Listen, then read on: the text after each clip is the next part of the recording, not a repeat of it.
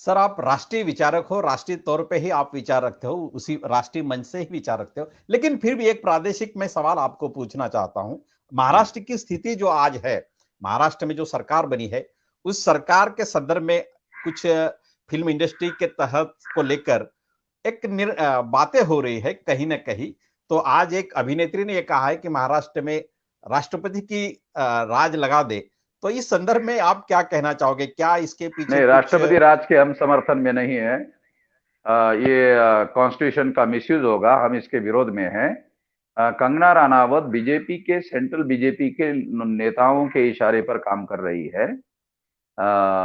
और film industry में अब उसको काम धाम भी मिलना बंद हो गया है, और इसलिए वो खुद अपनी फिल्में बना रही है। रानी, झांसी की रानी, अब उसको पता ही नहीं है। झांसी की रानी जो है वो जो लड़ाई लड़ी नहीं, वो तो झलकारी बाई थी, उसको पता है नहीं कुछ। एक बात, दूसरी बात, वो इंग्लैंड में जाके मरी, उसका फोटोग्राफ भी हमारे पास था। वो कैसे मरी हमने अपने अखबार में भी छापा था। तीसरी बात, कंगना रनावत ने अभी शिवाजी महाराज पर फिल्म बनाने की घोषणा की, तो वो जो ब्राह्मणों ने शिवाजी महाराज का इतिहास लिखा उसी तरह से बताएगी, बनाएगी। तीसरा, उसने अयोध्या पर फिल्म बनाने की घोषणा की। चौथा, उसने ये जो अलग अलग मुद्दे हैं इस तरह से, जैसे एक अयोध्या का मुद्दा है, उसी तरह के मुद्दे जो है वो ले रही है, और उसको सारा फाइनेंस जो है वो बीजेपी वाले दे रहे हैं।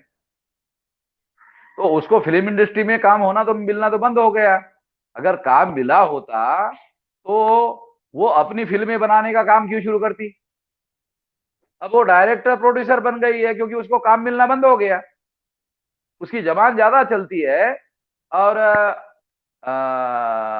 अभिनय कम चलता है।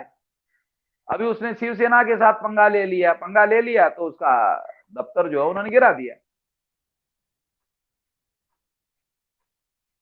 तो भुगतने के लिए तो तैयार रहना चाहिए, और वो बीजेपी के इशारे पर हो रहा है। अगर बीजेपी के इशारे पर नहीं हुआ होता तो जो सुप्रीम कोर्ट के चीफ जस्टिस को जो सिक्योरिटी दी जाती है वो सिक्योरिटी कंगना रनावत को देने का क्या मतलब है? सुप्रीम कोर्ट के चीफ जस्टिस को जो सिक्योरिटी दी जाती है वो सिक्योरिटी देने लायक है क्या कंगना रनावत?